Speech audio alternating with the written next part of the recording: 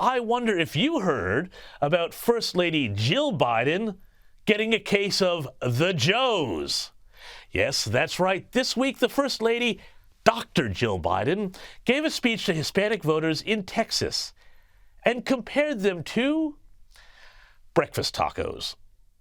Diversity of this community, as distinct as the Bogotas of the Bronx, as beautiful as the blossoms of Miami, and as unique as the breakfast tacos here in San Antonio. Oh boy, yes, Dr. Jill Biden just compared 62 million Hispanic Americans to tacos. And she also showed she could not pronounce the word bodega, but that's another story. As these things go, it was about as off and offensive as when South Park's Eric Cartman's alter ego, J-Lo, declared her love for the delicious dish. You can ask my special guest, Miss Jennifer Lopez. Jennifer Lopez? No way. Miss Lopez, come on out here. Hello?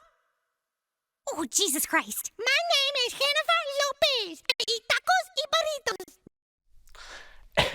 And then sang about it.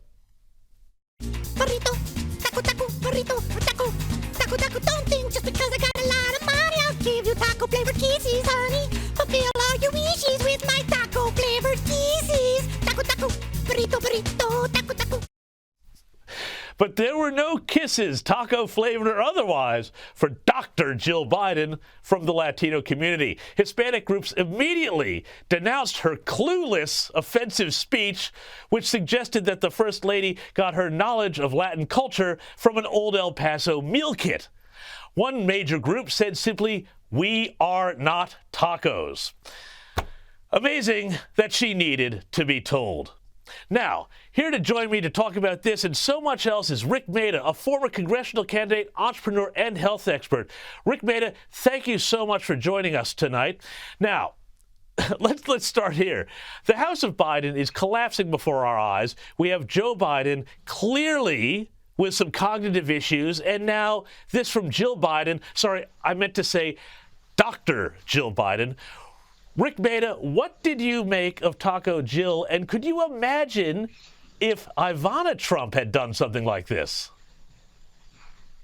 Isn't it amazing? I mean, every time I see that video, I can't help but cringe. I mean, Joe Biden literally had her proverbial fall off the bicycle moment. But, you know, honestly, James, I think that's exactly what the Democrats and the Biden family think about minorities in this country. And let me tell you right now, I am not a samosa, and my friends from the Latino community are not tacos. But the fact that they stereotype every single one of us into these outlandish analogies that they themselves would not even want for themselves, it's just so mind-boggling that they continue to get away with it. But I'll tell you right now, they're losing a lot of support from minority Americans, not just conservative minorities, but minorities all across the board. Well, yeah, no, Rik, you're exactly right. You're not a samosa. I'm not Eggs Benedict. But surely, with these sorts of performances, the Democrats can't let Joe Biden run for another term. I mean, they'd be looking at political suicide, right?